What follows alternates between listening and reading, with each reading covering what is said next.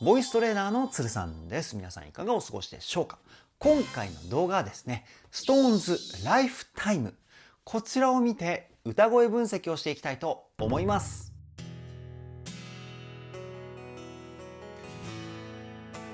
鶴さんのボーカルルーム。さあ、まずは最初にですね、ストタンの皆様、今回はライフタイムをリクエストしていただき本当ありがとうございます。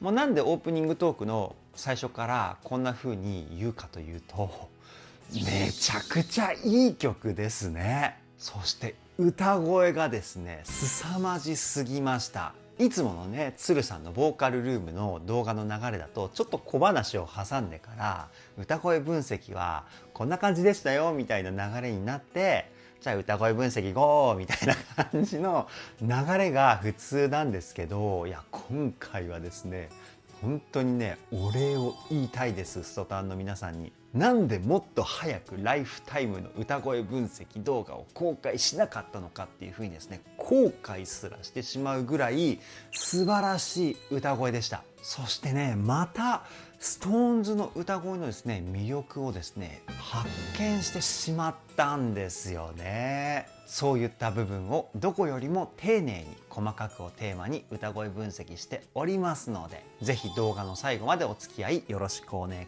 します。そして過去に公開したSixTONESのですね、歌声分析動画とリアクション動画、この中でおすすめをですね、概要欄の方に URL 付きで載せてあります。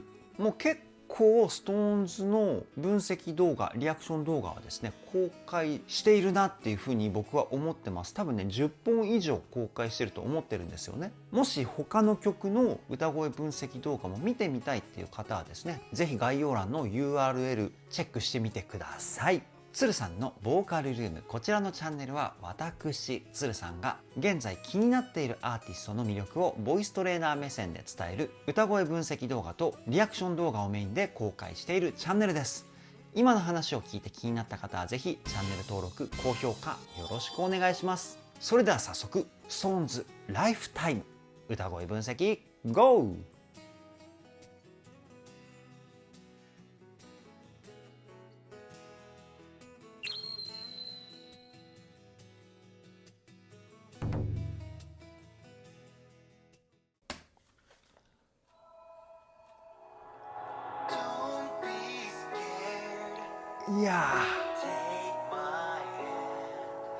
いやー、かっこいい入りですね、これは。ライフタイムの出だしはジェシーさんなんですね。っていうかね、結構SixTONESの楽曲はジェシーさん始まりの曲が多いような気がするんですけど、気のせいですかね。めちゃくちゃかっこいい。で、この光が当たってる神々しさね。これやばいですね。もう一回聞いてみましょう。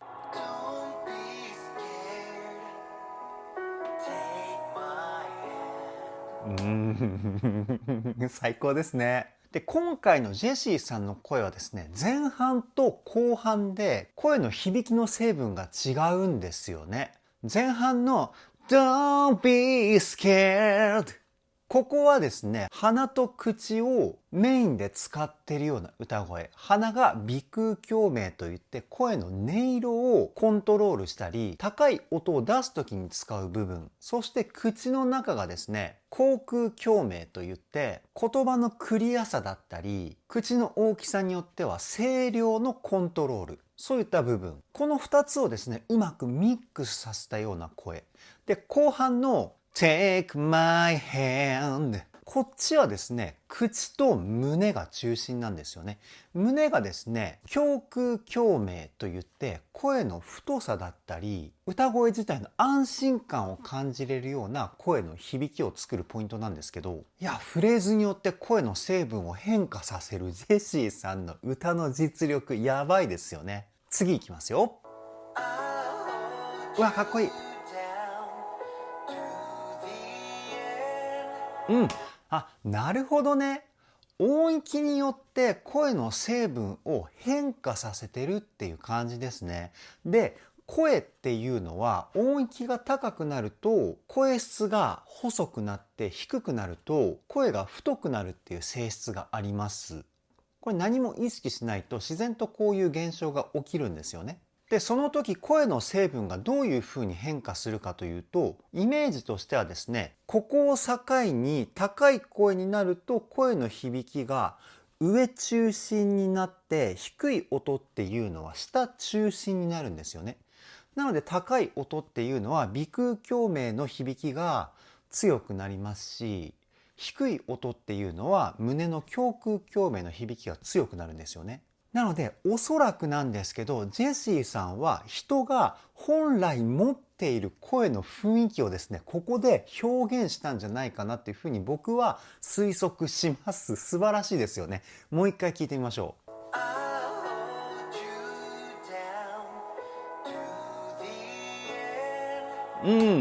最後の to the end のこの end のところは鼻中心っていう感じの声なんですよ。いやー、すごいね。次いきますよ。ほらほら。今の最後の ups and downs。ここのところはですね、あえて口の口腔共鳴の響きを強くして、ちょっとだけこうじりじりとしたような質感の声を表現しているポイントです。もう一回聞いてみましょう。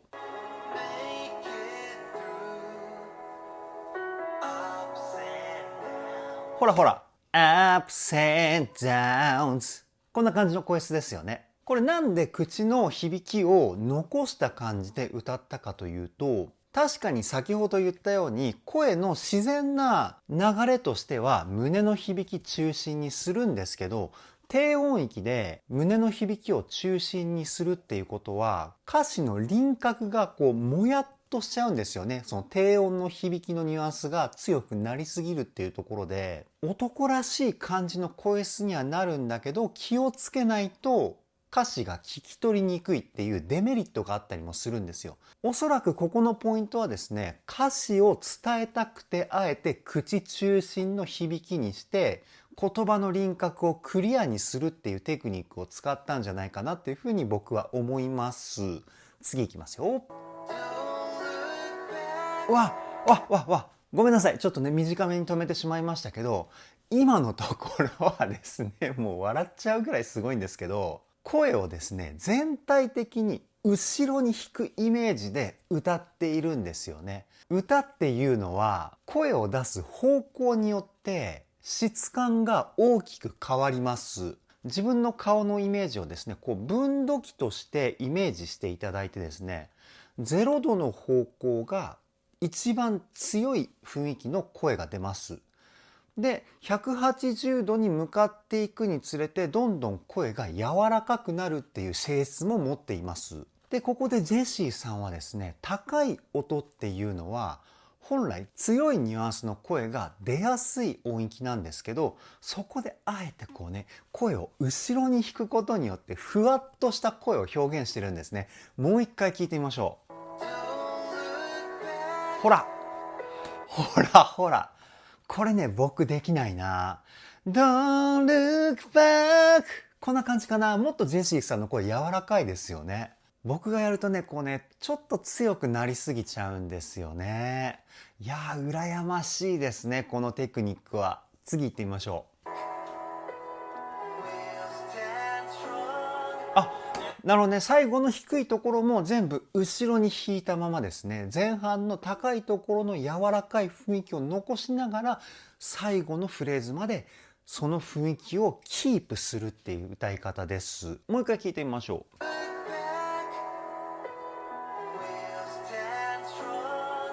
う。全体的にうっすら息の音が混ざってるウィスパーボイスも使ってるかな。ラララみたいな、すごくこうね、優しく包み込むような雰囲気が素敵な歌だと思います。次いきますよ。うわ、いやー、ここで森本さんの力強い声が来んだね。今の森本さんの声はですね、胸と口が中心の声質の成分で声を出すイメージは前方向。これですね。夜の片隅でみたいな。でのところで裏声にすることによって、その力強さを一瞬にしてこうふわっとね、抜くような歌い方が最高にかっこいいですね。もう一回聞いてみましょう。ほらほらほら、やばいねこれね。めちゃくちゃかっこいい。次いきますよ。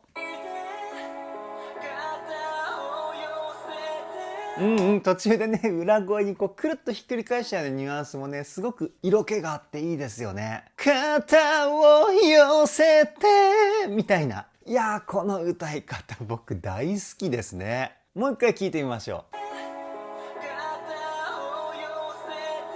う。ほらほらほら。全体的にちょっとしゃくり気味なのかな。肩をみたいな。こうちょっと低い音から入って目的の音までクイッとこうね、音をしゃくり上げるテクニック。これをしゃくりって言うんですけど、このしゃくりを入れることによって歌のフレーズ全体にスピード感もついてくるんですよね。ここはかっこよさの最大の理由だと僕は思うんですけど、いやー素晴らしい。次いきますよ。うわっ、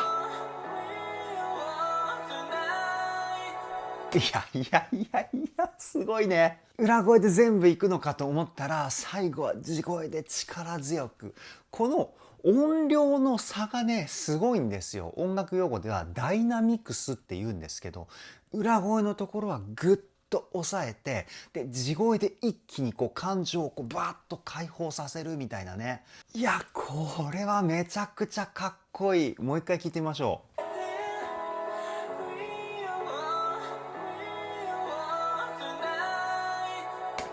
ごめんなさい。ちょっと違ってましたね。We alone でしたね。alone のところは地声に戻していたのか。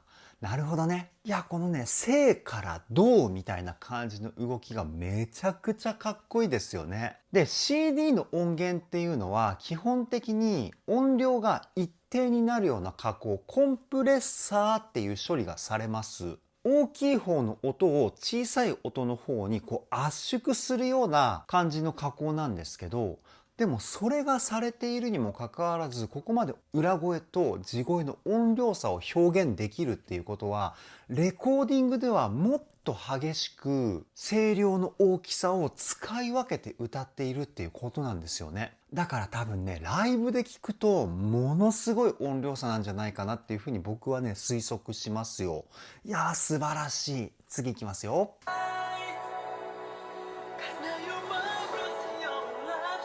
うわ、ここで京本さんか。やばいね。で、京本さんの歌声はですね、今回はっていう言い方をします。鼻が中心なんですよね。鼻腔共鳴。で、鼻を中心にすることによって、声質のコントロールがですね、めちゃくちゃこう器用に使いこなしてるというか、めちゃくちゃ高い音域なのに、まるでこうね、そっと語りかけるような雰囲気が出ていると思うんですけど、これね、さらっと歌ってるようで、超高等テクニックですからね、もう一回聞いてみましょう。ほらほらほら、やばいね。これはね、僕はね、100% できないですね。Cause now you're my blessing of a lifetime。いやー、難しいですね、やっぱりね。素晴らしすぎますよね。もう一回聞いてみましょう。で、さっき鼻中心って言ったんですけど、口の奥、喉側ですね。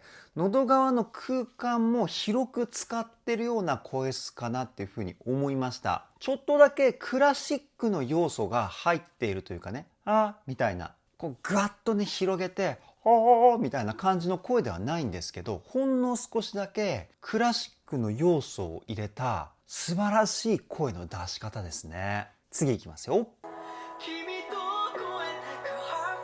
英語の発音もいいしね。hard time のところ。R の発音がめちゃくちゃ綺麗でしたよね。で、京本さんも全体的にウィスパーボイス入ってるかな。この音域でウィスパー使うってね、めちゃくちゃ難しいと思うんですけど、もう一回聞いてみましょう。超えてくのあたりが、ちょっと息の音混ざってますよね。君と声ぐらいまでは、ウィスパー入ってないんですよ。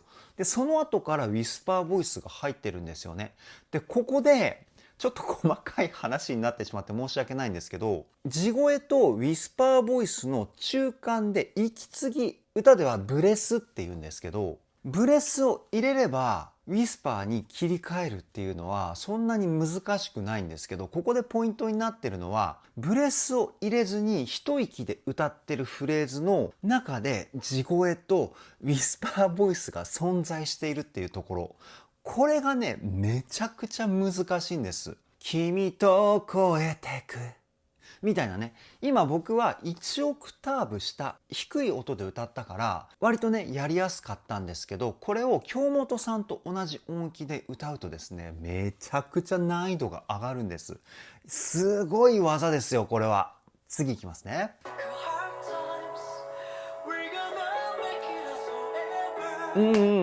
ここは地声を強めに出してるこうね、感情を歌声に 100% 乗せますみたいな感じのポイントですよね。鼻と口を中心っていうのは変わらずっていう感じなんですけど、今のポイントはですね、少しだけ鼻の成分を下げて胸の成分を増やしたんですよ。そうすることによって力強い歌声を作ってるんですよね。もう一回聞いてみましょう。ね。すごく力強い声でしたよね。これは胸腔共鳴の響きが強くなっている証拠なんですね。で、先ほど言った声の方向っていうのは柔らかい時とさほど変えてないんですよね。なので厳密に言うと、ここのポイントはですね、声質が力強くなったというよりは、声量がアップしたことによっての力強さを表現しているっていう歌い方なんですよ。これ似てるようで結構違うんですよね。もちろん声質で力強い声を表現するっていうのもこうグッとくるものがありますけど、やっぱりこうね、人間の本能的な部分に訴えかけるには声量で感情を表現するっていうのもすごく大事なんですよ。むしろ音量の差で感情を表現した方が伝わるパターンは僕はね、多いと思います。なんせ声本来の表現方法ですからね。で、今京本さんの歌ってる時にこういう話しましたけど、実は SixTONES ってみんなこの声の音量で感情を表現するっていう、テクニックって言っていいのかな、これは。またね、テクニックとは違う部分だと思うんですけど、本能的な表現の仕方をですね、やってるんですよね。だから僕は SixTONES の歌にね、ここまで惹かれてるっていうのもあるんですけど、めちゃくちゃかっこよくて素晴らしいですよね。次いきますよ。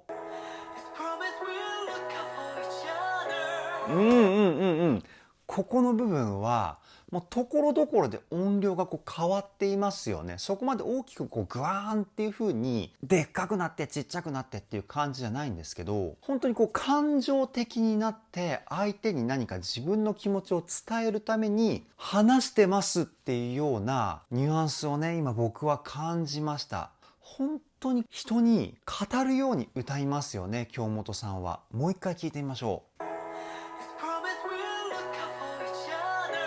ほらほらほらほらほら。よく聞くと本当に普段誰かと話している時のような質感、そこにこうね、メロディーが乗っているっていう感じの歌い方だったと思うんですよね。なかなかこの表現を使って歌ってるアーティストって日本にね、数えるぐらいしかいないんじゃないかなっていうふうに思います。ただアメリカとかの歌い手ってこういった表現なんですよね。英語圏の感情表現っていうのは音量差なんですよ。強い気持ちを伝えたい時は大きい音量になるし、こう優しいとか悲しいとか、そういうね、気持ち的な部分を大きく表に出さなくていい感情の時は音量が小さくなりますし、それと違って日本っていうのは感情の表現をですね、音域の高い低いで判断することが多いんですよね。なので先ほどのあまり音量の大小で感情を表現するボーカリストが日本にはあまりいないっていうのはそういうところもあるんですけど、いや素晴らしいですね。次いきますよ。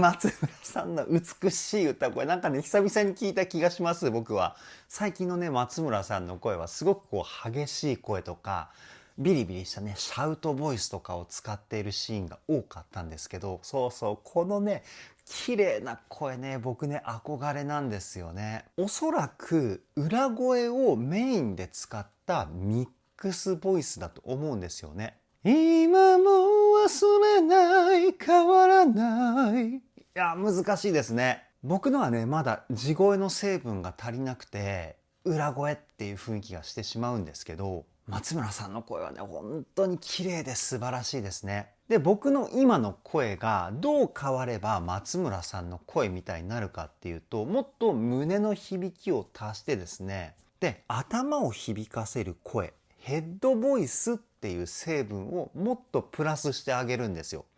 このね、声のバランスの作り方が僕はすごく難しくて、今ね、ひたすら練習中なんですけど、でもね、前よりは少し近づけたかなっていうふうに思ったのでね、今試しに歌ってみたんですけど、やっぱりまだまだね、程遠かったですね。もう一回聞いてみましょう。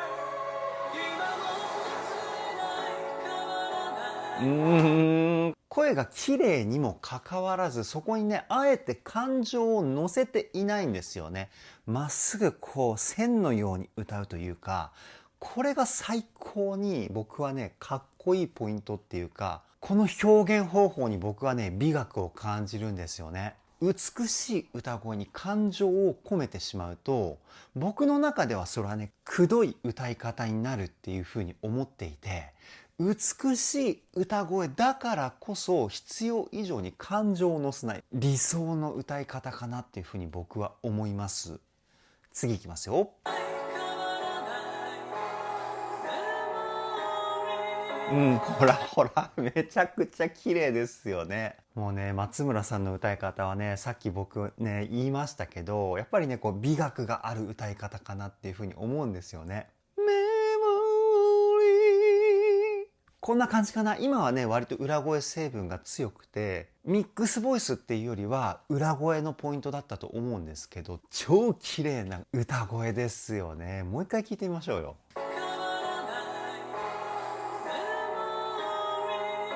ほらほらほら。うわ、最高ですね。いや、美しい歌声と激しい歌声をね、使いこなす松村さんの歌のスキル、やばいですよね。次いきますよ。いいね。最後の締めがね、こうね、フェードアウトしていくような、こうね、雰囲気が最高ですね。いやー、もう一回聞いてみましょう。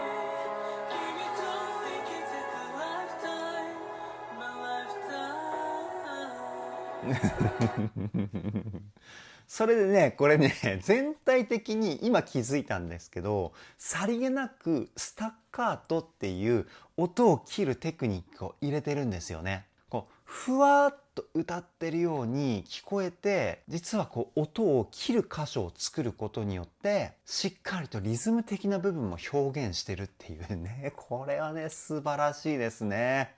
次いきますよ。うわ、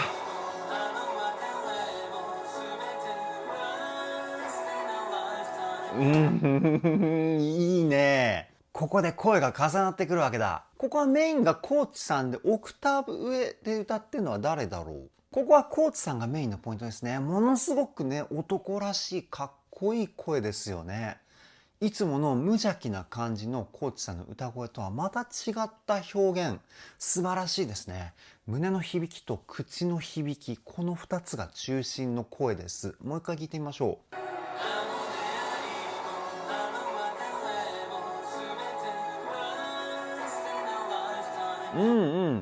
で、全体的にですね、こう、一つ一つの音を丁寧に歌っているからこそ、この男らしい声なんだけど、すごくこう上品な質感。こういった歌に仕上がってますよね。また新しいコーチさんの歌い方の魅力を見つけてしまいました、僕は。次いきますよ。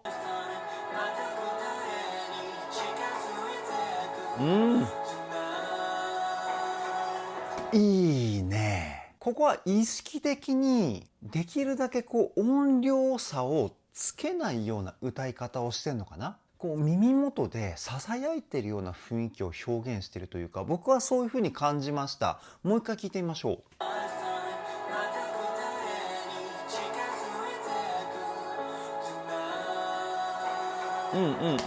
なんか低い方の音の声量に高い方の声量を合わせているような雰囲気をね、僕は感じたんですけど、こうできるだけ一定の音量で歌うことによって、先ほども言った耳元で囁いていて、なおかつこう物悲しいような雰囲気も出てくるというかね、この雰囲気たまらないですね。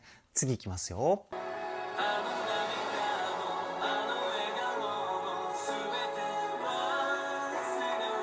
いや、田中さんの声、喉の奥がですね、こうグワッて開いて胸を中心に使っためちゃくちゃ色気のある歌声でしたよね。で、やっぱり普段ラップを担当しているから言葉の発音がですね、めちゃくちゃクリアですよね。胸を中心に使った声質なんですけど、残りを全部口に使っているみたいなね、そんなイメージかな。7対2対1、このぐらいの割合かと思います。もう一回聞いてみましょう。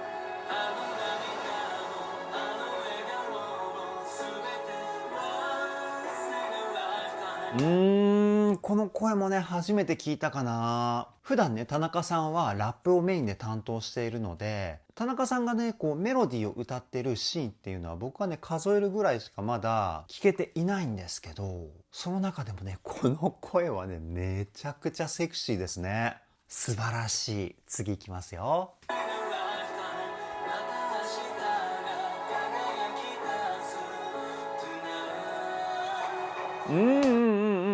なるほどね。オクターブ上で京本さんが歌っているのか。で、こういうオクターブ関係の歌のポイントっていうのは、メインはどっちなのかって悩んだことありませんか？ソタンの皆さん。でもまあ、音域によるんですけど、この音域が半オクターブぐらい下がったら、京本さんの音域の方がメインになったりするんですよ。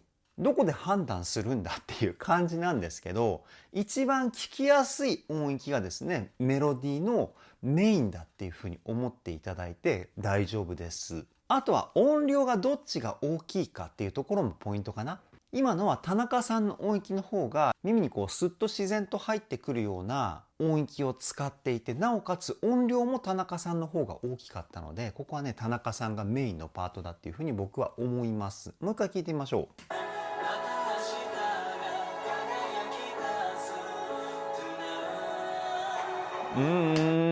かっこいいね。あれってことは前半のコーチさんが歌ってるところのオクターブ上も京本さんがやってたのかな。でもこの映像を見る限り京本さんあの時コーチさんの時歌ってなかったような気がするんですけど、詳しいストタンの皆さんぜひこの辺コメントでフォロー解説よろしくお願いします。次いきますよ。うわかっこいいね。またオープニングとは違った声の表現をしてますね、ジェシーさん。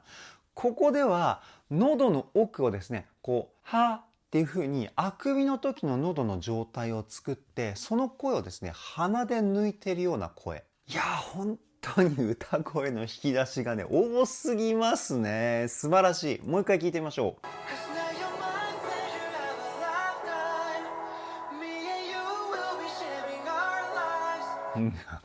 思わずね、こうね、無心で聞いてしまいましたよ。素晴らしすぎて。で、ここのポイントはですね、全体的にミックスボイスっていう地声と裏声の中間の歌声、それプラスウィスパーボイスっていうダブルテクニックで歌ってるポイントですね。で、声の出し方も少し特殊、特殊っていうわけではないんですけど、一癖つけたような声の使い方。いや、本当にね、素晴らしいです。次いきますよ。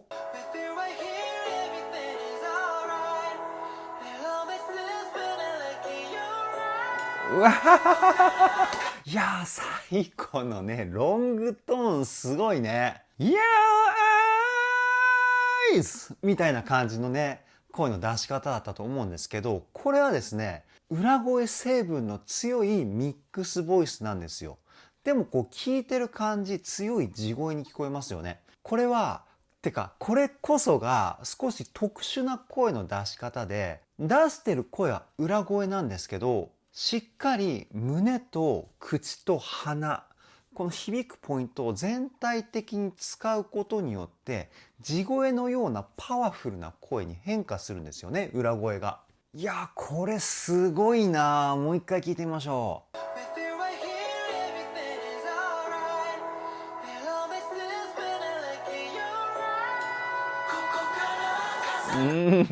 素晴らしい声だね。胸、口、鼻、この3つをフルで使ったプラス後頭部を響かせるスーパーヘッドボイスっていう声の成分もですね、歌声にこう混ざっていますよね。本当に体全体を使って気持ちを 100% 歌声に乗せたポイントだというふうに僕は思います。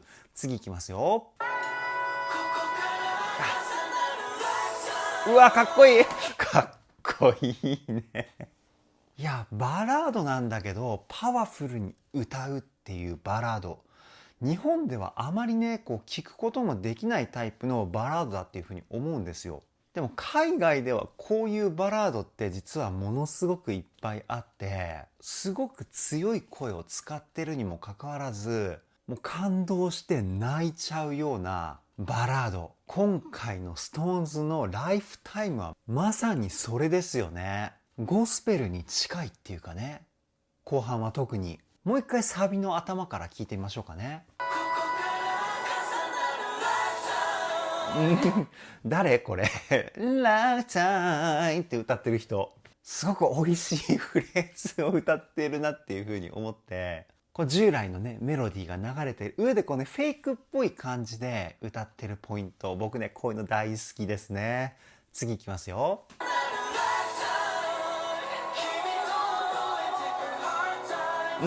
あ、フェイクはやっぱり京本さんか。京本さんでしたよね。やっぱりああいうねテクニカルな歌い方は京本さんとジェシーさんっていう感じが僕の中ではねあるんですよね。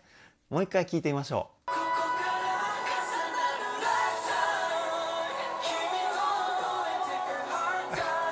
かっこいい。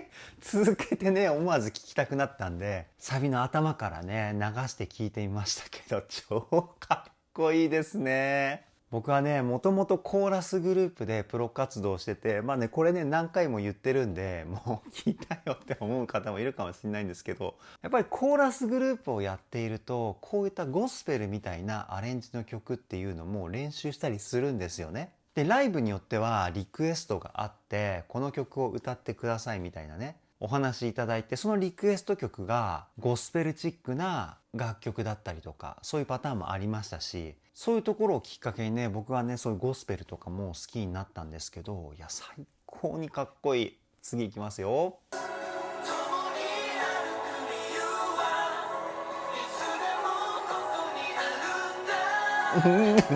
やっぱりねこの全員で歌った時の SixTONES の歌もうすごいですよね。このパワーといい一体感といい一糸乱れないリズム、パーフェクトな歌ですよね。もう一回聞いてみましょう。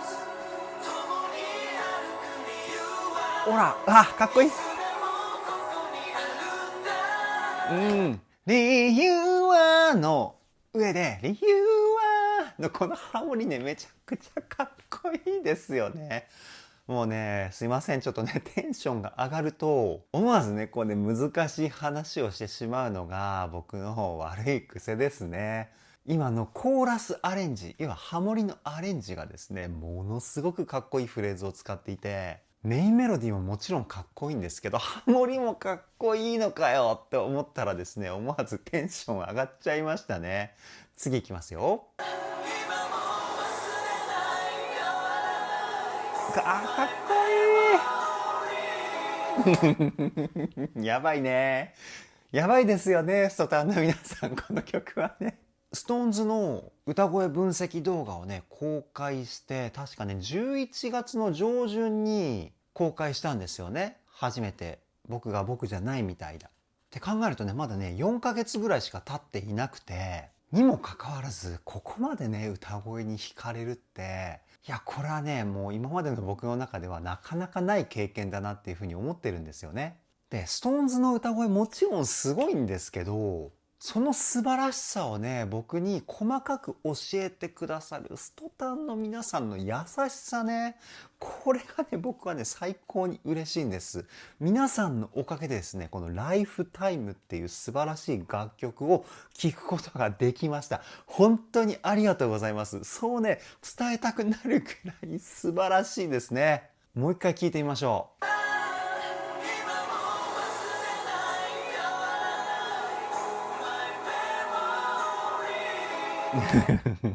このね、バックで京本さんがフェイク歌ってるでしょ。で、最後のメモリーのところ、ここもね、三声和音って言ってメインメロディーがいて、あとハモリがね、2種類入ってるんですよね。3つの声でハモってることを三声ハーモニーって言ったりするんですけど、で、ハモリっていうのは人数が多くなればなるほど、やっぱりこのハモリの成分がどんどん増幅していって壮大さが出てくるんですよね。で、この部分ってものすごく神々しくて壮大じゃないですか。もうそういうね、コーラスアレンジが大きく関わっているっていうふうに僕は思っているんですけど、で、しかもね、教会で歌ってるっていうこのシチュエーションもすごいですよね。たまんないですね。次いきますよ。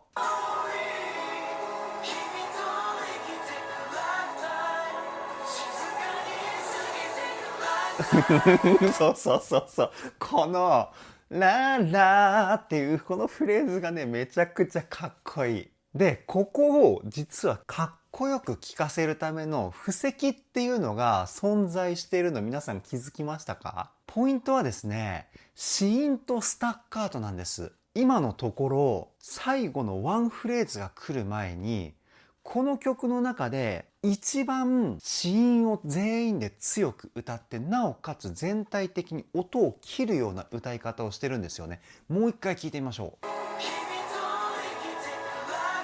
ほらほら。かっこいい。君と生きてくぐらい強く歌ってますよね。で、普通だったら君と生きてくライフタイムぐらいだと思うんですよね。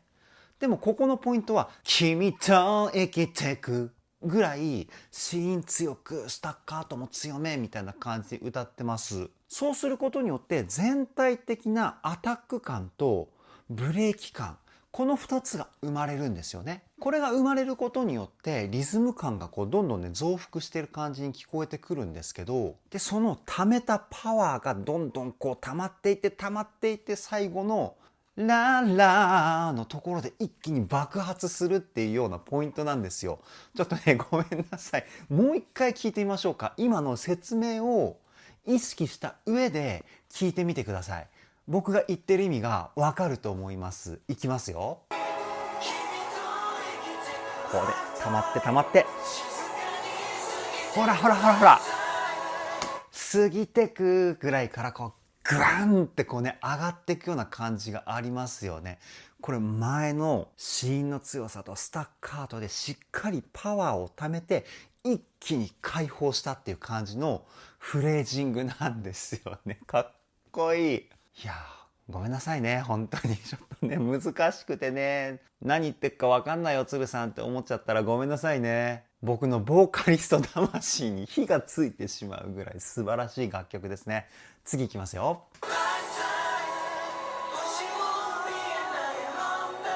ほらほら、ほらほら、ほらほらって言ってもまたやっちゃった。またね、これよくあるんですよ。何の説明もしてないのにほらほらっていうことね。すいませんね。今さっき子音とスタッカート強くって言った後にまたね、今同じフレーズが来たじゃないですか。今のところはそこまでパワー感感じなかったと思うんですよね。ここは子音とスタッカート感を弱めて歌ってるポイントです。もう一回聞いてみましょう。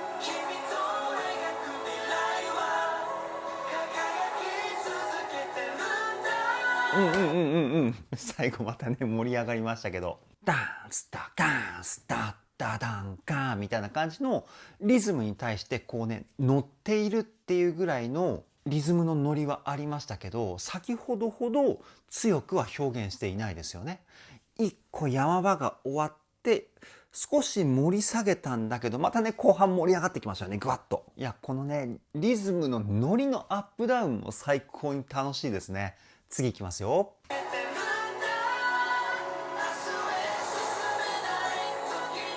うわ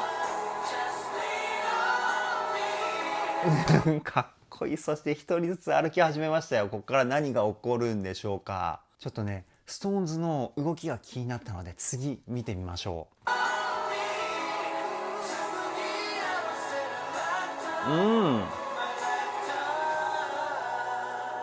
何ジェシーさんが一人残ってまた最後締めのフレーズを歌うっていうことかな。なんかそんな気がする。次いきますよ。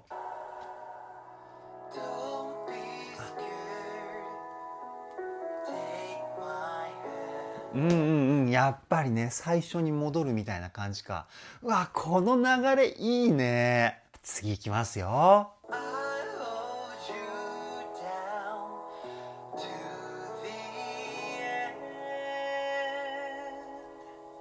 いやー、最高ですね。めちゃくちゃ感動しました。以上、SixTONESライフタイム歌声分析はここで終了です。いや、たまらないですね。これは本当にね、多くのストタンの方がですね、この曲の歌声分析をリクエストしてくださった理由がですね、ものすごくよくわかりました。やっぱりね、個人的には歌を前面に押すんだったら、SixTONESはこういったゴスペルみたいな感じの楽曲が一番SixTONESの魅力を前面に出せるんじゃないかなっていうふうに思うんですよね。で、ノリのいい曲だったらやっぱりね、ゴリゴリなロック系とか、まあでもね、そういう風に自分たちの魅力の色をいろんな形で表現するっていうのもSixTONESのね、良さなので、一概にね、こういうゴスペルがいいとかロックがいいっていう風に言えないっていうのも、まあ正直な僕の気持ちなんですけど、いや、今回のライフタイムはですね、もうドンピシャでね、ハマっちゃいそうですね。ほんと素晴らしすぎました。いつもストタンの皆様、素晴らしい楽曲を紹介していただいてありがとうございます。